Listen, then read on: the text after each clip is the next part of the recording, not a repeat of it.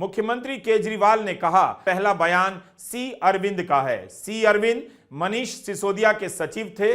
उन्होंने कहा कि एक दिन मेरे घर में मेरी मौजूदगी में मनीष सिसोदिया ने उनको कुछ एक्साइज डिपार्टमेंट के डॉक्यूमेंट हैंडओवर किए।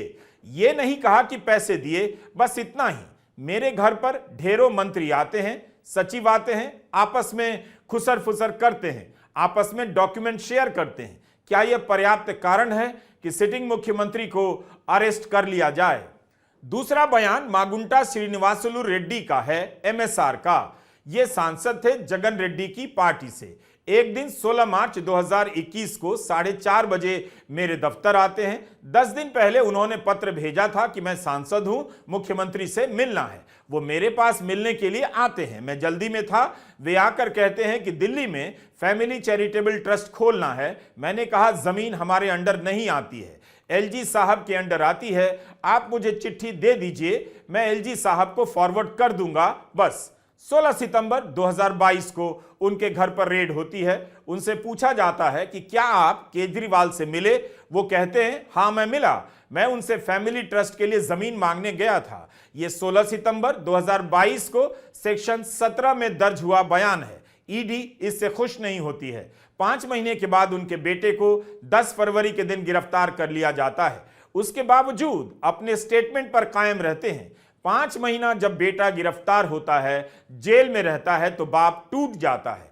16 जुलाई को अपना बयान बदल लेते हैं। 18 जुलाई को बेटा छोड़ दिया जाता है।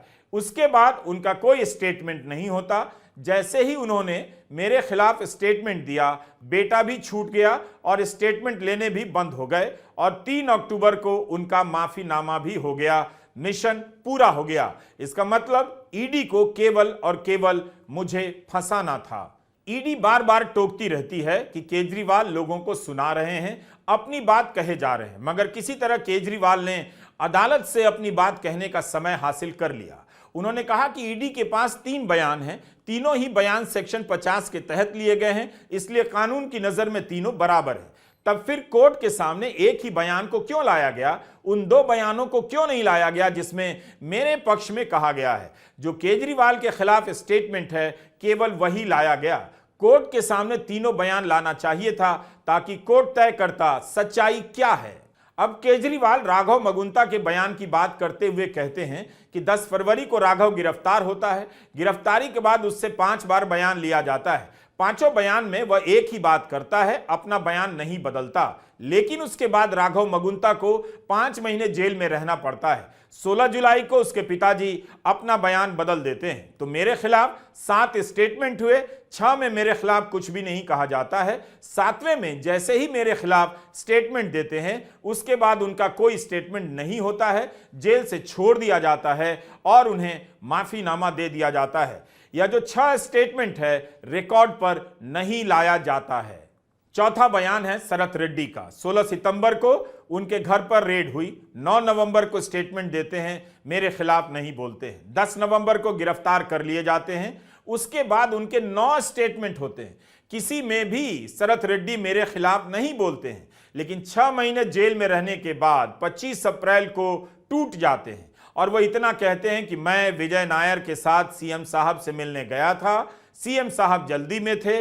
सीएम साहब कहते हैं विजय नायर के टच में रहो, विजय अच्छा लड़का है।